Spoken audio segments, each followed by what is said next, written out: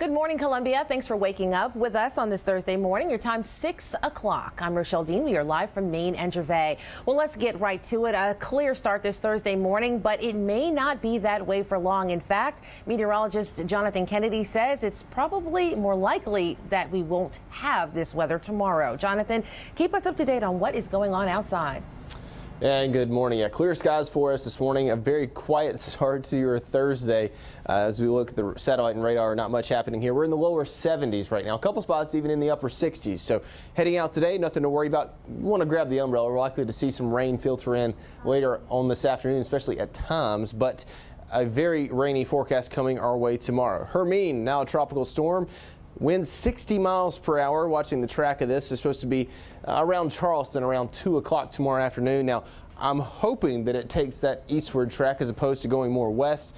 But as we move through the next couple of days, it's going to be coming right towards us. So not the most ideal forecast. And as we look at what the models are projecting and as far as the radar is going to look like, you can see this has more of a westward track, and this comes with a lot of rain right over us. So be alert of the potential of this system. That track, if it shifts 20 miles one way or the other, that could make a huge difference. We want it to be as far east as possible because the right side of these systems, that's where the most potent effects are. So we're going to be watching this intently over the next 24 to 48 hours. But luckily, we still have a great forecast for the weekend. But Friday certainly looks like a very rainy forecast here in the Midlands.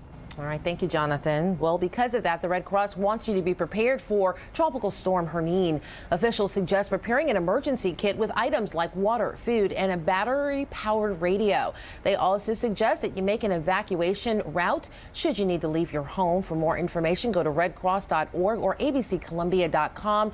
You can count on ABC Columbia for continuing coverage of Hermine and the impact the storm will have here in South Carolina. We also want to give you a quick traffic update as you get ready to head out the door this morning. Here are some of the trouble spots you may encounter. South Carolina Highway Patrol is assisting a motorist on I-26. This is at mile marker 104 in the westbound lanes. Of course, we're keeping our eyes on the road and we'll update you if anything changes.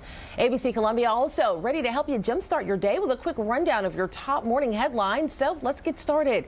The countdown is on. The Carolina Gamecocks football season kickoff is tonight at 8 o'clock. The Gamecocks taking on the Vanderbilt Commodores at their stadium in Nashville, Tennessee. Our very own Michael Espy is making his way there at this hour. You can count on him to bring you the game highlights and more tonight on the news at 11. But if you can't wait, don't worry. We have a preview of Carolina's season opening game coming up a little later on in sports. Richland County deputies looking for a man they say was an accomplice in a July murder. Investigators say the man pictured in this sketch you see here was with Keith Thomas on July 2nd when Thomas shot and killed Jamel George. Now, according to deputies, the two suspects approached George in the driveway of his Pinedale Drive home and shot him as he tried to run away. If you have any information on this incident, call Crime Stoppers at 1-888-CRIME-SC. Representative Mia McLeod calling for the resignations of some Richland County Recreation Commissioners. There is an ongoing criminal investigation with allegations of nepotism, bribery, and corruption within the agency. Now more members of the county's congressional delegation are speaking out. Former employee Daryl Davis claims he spent years inside the Recreation Commission, falling victim to the board and director, James Brown. Sexual harassment all the way on down to, being abused, being mistreated, all that goes before, one lady. No matter what we complain about, it always stop at the board. Legislators say this situation can only end if board members either remove themselves from office or if they're forced to leave. The delegation members have requested a response from the commission by this afternoon. Deputies have charged an Orangeburg woman with animal cruelty. Investigators say 66-year-old Rita Mintz is arrested in connection with the dragging death of a German Shepherd puppy in St. Matthews last week. According to deputies, Mintz has admitted she was responsible for that crime. A federal judge is closing a hearing on evidence in the Charleston church shooting case. In an order issued late last night, U.S. District Judge Richard Gergel says the planned hearing is being closed because there is no way to protect Dylan Roof's right to a fair trial.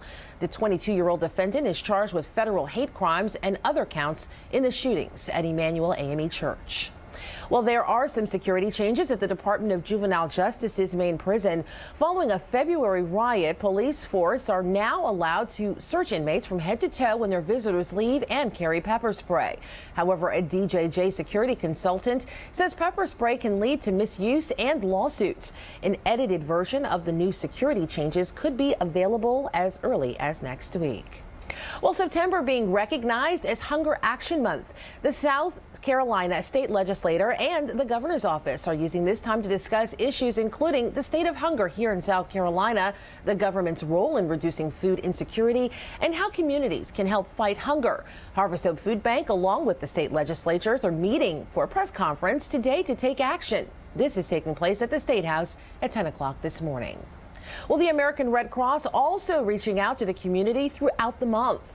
Everyone who donates blood this September will receive a coupon for a free haircut at participating Sports Clips locations.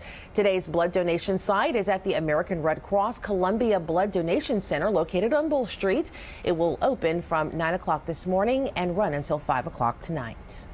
Flood relief efforts continuing here in the Midlands. The County of Lexington's Department of Community Development is hosting a meeting to talk about the county's block grant disaster recovery program. The program is aimed at addressing unmet needs of low to middle income residents stemming from natural disasters. This is taking place at 7 Oaks Park from 6 until 8 o'clock tonight. We'll get ready to share the road this weekend. AAA expects about 1.5 million people will travel for Labor Day. Before you pack your bags, though, you may want to establish some ground rules for your ride. Wearing a seatbelt being number one, and also enforce a distraction-free zone for drivers. Let someone else use the GPS or the phone, and of course, as always, never drink and drive. Well, good news, you may save some cash on gas this holiday weekend. AAA says drivers paid 27 cents more last year than they'll spend this year. And we're on track to see some of the lowest Labor Day gas prices since 2004. The average for regular unleaded here in Columbia sitting at $1.96.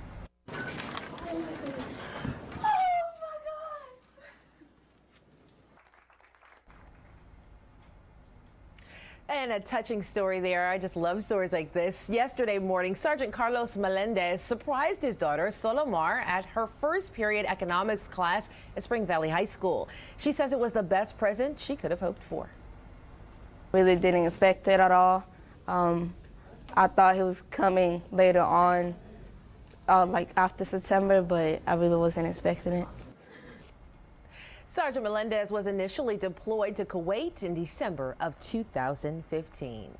Well, still to come, dual performances not ending confusion. We are taking a look at Donald Trump's big announcement and what Hillary Clinton now has to say about it. And a great start to your Thursday. Temperatures in the lower 70s, mostly clear skies. We're going to see some sunshine today. We're going to need all the sunshine we can get because it is going to be a rainy Friday forecast. Stay with us. We're live from Main in Gervais.